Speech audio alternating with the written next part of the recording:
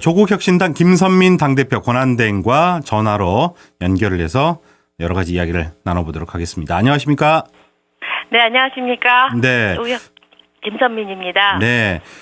이 당대표 권한대행으로 지내신 지 이제 한 달 정도 됐죠? 네, 한 달 조금 지났습니다. 예, 어떻게 보내셨어요? 네, 정신없는 날들이 지나고 있습니다. 우선 저희 조국 전 대표께서 대법원 판결이 있었고, 네. 계엄, 그리고 탄핵, 헌정사상 최초의 현직 대통령 체포 구속, 거기에다가, 지난, 주말에 극우 네. 폭도들의 사법부 침탈도 있었고요. 또 그 와중에 제주항공 여객기 참사 같은 비극이 있어서 네네. 정신없는 날들이 지나고 있습니다. 예.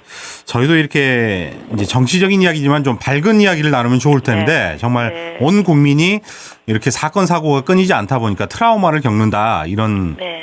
분위기도 많이 느껴볼 수가 있습니다. 네, 특히 광주 시민들이 많이 걱정이 됩니다. 그렇죠. 일단 여객기 참사로 해서 많은 사랑하는 분들을 잃었을 것이고요. 네네. 많이 걱정이 많이 됩니다. 예. 많은 분들이 이 조국 전 대표의 이제 특별한 당부 말씀이 있으셨는지 여러 가지 뭐 안부라든가 말씀이라든가 이런 것에 대해서 궁금해하시는 분들이 계실 거예요. 말씀을 해주시죠. 네, 조국 대표님하고 저는 이제 총선 시기부터 굉장히 짧지만 굉장히 밀도 있게 호흡을 해왔습니다. 네. 이 최악의 상황을 상정을 해서 걱정 대책도 세우고 왔었고, 네. 그리고 특히 이제 마지막에는 탄핵 국면으로 접어들어서 탄핵을 완성하고, 그리고 민주 진보 진영으로 정권 교체를 확실하게 해줄 것, 그리고 무엇보다도 조국혁신당 조직을 안정시킬 것을 좀 부탁을 했었습니다. 네네. 특히 이 정권 교체와 탄핵이 끝이 아니라 그 이후에 대한민국을 보여주는 것, 그리고 그 대한민국을 향해서 나아가는 것이 더 중요하다고 생각을 합니다. 그래서 사회권 선진국, 그리고 권력기관 구조개혁 이런 것들을 많이 당부를 하셨습니다. 네. 자, 이 조국 전 대표의 어떤 지금 심리도 상당히 궁금해하시는 분들이 많이 계실 것 같습니다. 많이 힘들고 적응하는데 답답해 하시는지 아니면은 본인이 추구하는 모습으로 정치가 그래도 흘러가다 보니까 좀 안도하는 모습인지 여러 가지 궁금하거든요. 우선 이 서울구치소에 수감되기 전전날 탄핵 표결이 있었습니다. 네. 그래서 좀 다행으로 생각을 했습니다. 그렇지만 이제 시국을 이제 뉴스로 보기만 하는 것에 좀 답답해하기는 하지만 네. 신체적으로는 매우 건강해 보입니다. 우선 생활이 규칙적이고 또 평소에 좋아하는 유산소 운동 매일 하고 있고, 네. 그래서 얼굴이 많이 좋아졌습니다. 그리고 책도 집필 활동에 아주 매진을 하고 있는데, 네. 책도 거의 초안은 다 맞춰간 것으로 알고 있습니다. 책 네. 이야기는 제가 처음 들어본데 그러면 네. 뭐 지금까지 자서전 형식의 어떤 정치 이야기를 기대를 해봐도 될까요? 우선 첫 번째 책은 이 탄핵 과정하고 조국혁신당 창당 과정, 그리고 이제 우리 조국혁신당의 역할에 대해서 쓰고 있는 걸로 알고 있는데요. 네네. 머지않은 시기에 출간될 거니까 예. 직접 확인하시면 좋을 것 같습니다. 네, 관심 있는 분들은 기대를 해주시길 네. 바라고요. 자, 그동안에 이제 내란숙의 피의자 윤석열이 체포가 됐고 구속영장이 청구가 됐습니다. 현직 대통령으로는 계속 처음, 최초 뭐 이런 단어들이 등장을 하는데 이를 바라보는 조국 전 대표의 심경이 어떠신가요?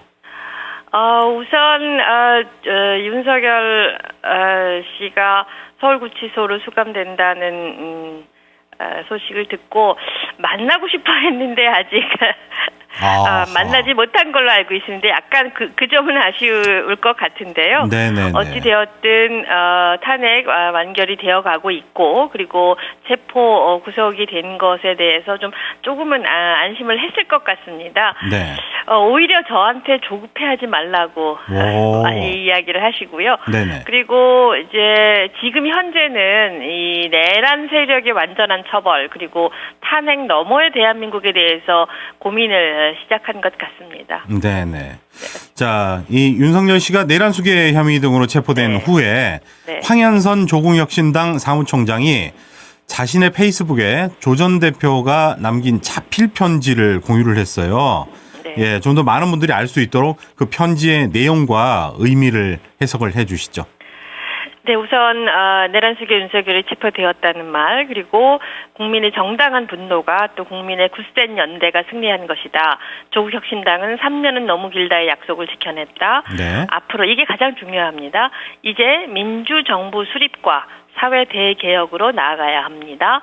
국민을 위협한 내란 역도들은 모두 엄벌에 처해야 한다. 이런 내용으로 편지를 보내오셨습니다. 네. 의미를 생각하면 탄핵만으로 새로운 대한민국이 만들어지는 것은 절대로 아니라고 생각을 하는 거고, 그리고 다시는 대한민국에서 이런 쿠데타를 일으키지 못하도록 엄격한 처벌이 이루어져야 하고, 그리고 무엇보다도 윤석열이란 괴물을 만들어낸 이런 권력기관의 구조나 정치 체계를 개혁하고, 그 무엇보다도 조국혁신당이 외쳐왔던 탄핵 혹은 조기 종식의 목표는 그 이후의 세상 제7공화국, 즉 사회권 선진국으로 나가야 한다는 점을 강조한 것으로 해석하시면 될 것 같습니다. 여기에 뭐 살짝 추가를 해보자면 뭐 검찰 개혁도 포함이 되어 있을 것이고요. 그렇죠. 예, 그럴 것 같습니다. 조국혁신당이 이제 3년은 너무 길다. 늘 이렇게 손가락 하나 내밀면서 외치셨던 그 모습이 선한데 약속을 지켰다고 해도 무방할까요? 우선 이제 헌법재판소에서는 대통령 윤석열을 파면한다, 이 결정이 나와야 저희가 약속을 완성한 거라고 생각을 합니다. 네. 그렇지만 큰 틀에서 보면 지난 총선 국민들께 약속한 거를 결국 지켰다고 볼 수 있을 것 같고요.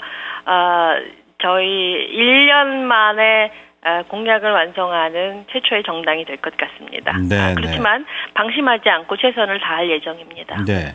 자, 윤석열 대통령 체포 전후로 이 대한민국의 정치 지형이 바뀌고 있습니다.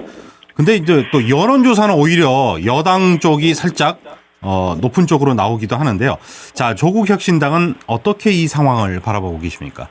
우선 저희가 계속 강조한 바대로 탄핵 그 자체가 목표가 아니라 탄핵 이후에 대한민국이 우리의 목표라는 점을 생각할 때, 그리고 민주 진보 진영의 완전한 정권 교체를 생각을 하면 네. 최근 여론조사 추이가 아직 안심하기는 좀 이르다라는 것이 사실인 것 같습니다. 물론 이 보수 과표집 현상, 그리고 대선 국면으로 들어간 측면이 있을 수 있겠지만 지난 총선 초기와 좀 기시감이 듭니다. 네네. 어떤 거냐면 지난 총선 초기 한 2월 달에 진보 진영의 지지율이 좀 하락하던 시기가 있었습니다. 네. 그때 저희 조국혁신당이 정권 심판론을 들고 등장을 했던 것이 아마 지지율을 상승시킨 동력이 아니었나 싶고, 네. 이 점에 대해서는 대부분의 분들이 동의를 하고 있습니다. 네. 그래서 결국 조국혁신당의 등장은 야권 전체의 파이를 키우는 핵심 요인이었다고 생각을 하고 있습니다. 네, 그래서 네. 이번 대선에서도 저희가 그런 역할을 해야 한다고 저도 그렇고 조국 대표님도 그렇게 생각을 하고 있습니다. 네, 네. 자, 사실 국민의 입장에서는 정치적으로 불안하고 또 경제도 정말 불확실성이 크고 힘든데 일부 국민들이 양분돼서 싸우고 있는 게 아닌가, 이런 지적도 나오고 있습니다. 빨리 해소돼야 될 텐데 어떻게 보십니까? 우선 지금 국민들이 가장 힘들어하는 거는 경제 문제라고 생각을 합니다. 맞습니다. 네네. 예, 그거를 해결하는 방법은, 가장 중요한 것은 불확실성 해소라고 생각을 합니다. 네. 이창용 한국은행 총재도 그렇게 얘기를 했고, 탄핵 소추안 이미 국회에서 부결됐을 때, 통과됐을 때, 또 체포가 무산됐을 때, 체포됐을 때 증시 환율 이런 것들을 보면 빨리 이 상황을 뿌리 뽑고 정리하는 것이 경제를 살리는 일이라는 것은 자명해 보입니다. 네. 그런데 이제 지금 조금 전에 말씀하신 국민들이 양분되어서 싸우고 있다는 말은 저는 조금 좀 어폐가 있다고 생각을 합니다. 네.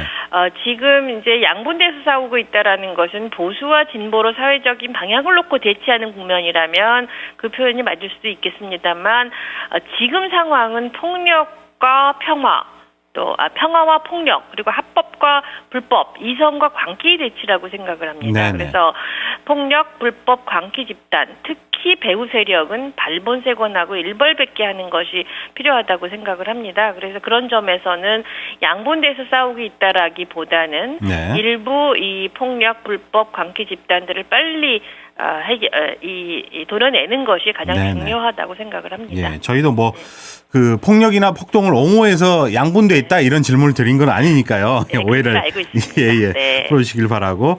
네. 지금 이 헌재 결심이나 속도를 보면 저희가 느낌상도 그렇고 상당히 빠르다. 이런 생각이 들거든요. 그래서 이제 대선 예상들이 나오고 있는데, 그렇다면 이제 조국혁신당의 대선 전략은 어떻게 짜여지고 있는지 궁금합니다. 네, 지금 상황이 그런 것처럼 이번 선거는 보수와 진보의 대결이라기보다는 폭력, 불법 내란 세력과 평화 네. 합법 시민 사이의 대결이라고 저희는 규정하고 있습니다. 네. 저희 당은 앞으로 대한민국의 내란 세력에게 정권을 다시 맡기는 일은 없도록 하겠다는, 그러니까 이번 한 번 정권 교체에서 끝나는 것이 아니라 다시는 이런 세력이 정권을 잡는 일이 없도록 하겠다는 그런 결기로 임하고 있습니다. 지금 여론조사에 여러 가지 배경이 있겠지만 2017년 박근혜 탄핵 이후에 대한민국이 그리고 나의 삶이 어떻게 바뀌었는가에 대한 의문이 있다면 그 의문에 우리 당이 답할 예정입니다. 윤석열과 같은 괴물이 다시 나와서 모든 면에서 수십 년 후퇴하는 일이 다시 반복되지 않게 하는 방법, 이런 것을 저희가 제시할 거고, 그래서 우선 내용적으로 완전히 새로운 대한민국을 향해서 금기를 깨는 방안들을 제시를 할 겁니다. 그런 점에 대해서는 당장 이제부터 기대를 하셔도 좋을 것 같습니다. 네. 그런 점에서 저희는 정권 재창출을 위해, 정권 교체를 위해서, 완전한 정권 교체를 위해서는 어떤 전략인지 열어놓고 가능성을 전부 다 생각을 하고 있습니다. 네. 대선 후보도 생각하고 계신가요? 그 당내에서는? 네, 물론입니다. 예, 예. 그렇지만은 이제 또 제일 염려가 되는 게 조국이라는 정말 핵심 중에 핵심 동력이 사라지면서 당내에서도 그렇고 이제 당원들의 고민이 많을 법한데 뭐 제2의 인물이 나온다거나 아니면 더 이제 원팀이 된다거나 여러 가지 그 전략이 필요할 것 같아요. 어떻습니까? 네, 우선 당 내에서는 걱정들을 많이 하셨지만 저희가 조심스럽게 예측했던 현상들이 나타나고 있습니다. 우선 조국 전 대표 대법원 판결 이후에 지금까지 한 5천 명의 당원이 입당을 새로 했습니다. 그리고 이 내부에서 어떤 결속력 같은 건 점점 더 단단해지고 있는 것을 느끼고 있습니다. 그래서 저희도 좀 걱정을 한 바가 있었지만 조국 전 대표의 부재로 해서 당이 흔들릴 거라는 그런 일각의 우려는 기우였던 것 같습니다. 네. 특히 저희는 이제 대중정당으로 발돋움하기 위해서 준비를 하고 있습니다. 지난달 말에 조국 대표님 수감된 이후로도 세종시당 창당, 그래서 15개 시도당 창당했고 이제 남은 곳은 충북, 경북도 곧 창당을 할 예정입니다. 네네. 그리고 그 이후로도 계속해서 여성위원회, 소상공인위원회, 장애인위원회, 역사 바로 세우기 특히 발대식도 계속 갖췄고 지역위원회를 150개 이상 만드는 것을 목표로 오늘부터 지역위원장 후보자 공모를 시작했습니다. 네. 그래서 저희는 착실하게 바닥을 다지는 것을 생각을 하면 큰 걱정은 하지 않고 있습니다. 네. 뭐 간략하게 정리를 하자면 바닥부터 새 확장을 지금 시작하고 계시군요. 예. 네. 그리고 대선에 임하는 자세도 우선 저희가 제시해야 할 새로운 비전을 컨텐츠로 보여드리는 것부터 착실하게 시작할 예정입니다. 네, 네. 새해 이제 원내 3당으로서 존재감을 드러내기 위한 전략이 있다면 말씀을 해주시죠. 이제 말씀드린 대선 전략하고도 비슷한데요. 네. 저희가 지난해에 이 정권 교체를 향해서 정권 심판론을 내세우면서 검찰 개혁이나 사회권 선진국을 제시하면서 대단히 많은 사랑을 받았습니다. 네. 그런 것처럼 탄핵만으로 새로운 대한민국이 이루어지는 것이 아니기 때문에 그런 점에서 저희가 더 새로운 그런 비전들 그리고 제7공화국 특히 사회권 선진국으로 나아가는 방향을 보여드리는 것, 근원적인 방법들을 보여주는 것, 특히 금기를 깨는 그런 여러 가지 정책을 제시하는 것이 아마 저희가 가장 중요한 기조와 전략일 것 같습니다. 네. 물론 검찰개혁 플러스 서민들을 위한 정말 획기적인 정책 이런 것도 기대하시는 분들이 많이 계실 것 같으니까 또 그런 분들의 목소리도 잘 담아주시길 바라고요. 마지막으로 광주 시민께 당부의 말씀 부탁드리겠습니다. 우선 당부에 앞서서 지난 여객기 참사 희생자 가운데서 85분이 광주 연고자라고 들었습니다. 네. 또 슬퍼하실 시민들께 깊은 위로를 드립니다. 참사 다음 날 광주 분향소에 갔는데 시민들의 모습에 저도 굉장히 깊은 슬픔을 느꼈습니다. 네. 참사를 당한 지역이라고 말하기에는 공항도 그렇고 분향소도 그렇고 너무 고요해서 제가 나중에 우리 당의 조윤정 최고위원께 물어봤습니다. 그랬더니 5.18 이후에 광주 시민들은 그런 일을 당해도 겉으로 드러내고 흐드러지게 슬퍼하지 못한다고 들었습니다. 네. 우리 당에 보여주시는 그 시민들의 애정의 깊은 바닥에 이런 정서가 있을 거라고 생각하니까 굉장히 깊은 책임감을 느꼈습니다.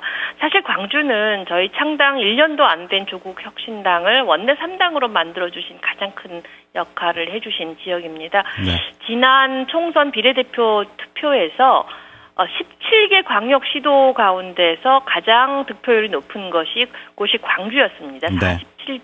47.7%의 유권자가 저희 당을 선택해 주셨습니다. 네, 네. 그래서 저희는 광주 호남의 유권자들의 이런 바람 그리고 깊이에 있는 이런 슬픔 상처들을 치유하는데 저희가 앞으로도 계속 노력을 할 예정이고 앞으로도 많은 관심과 응원을 부탁드리겠습니다. 네. 자, 오늘 여러 가지 정말 좋은 말씀 감사드립니다. 고맙습니다.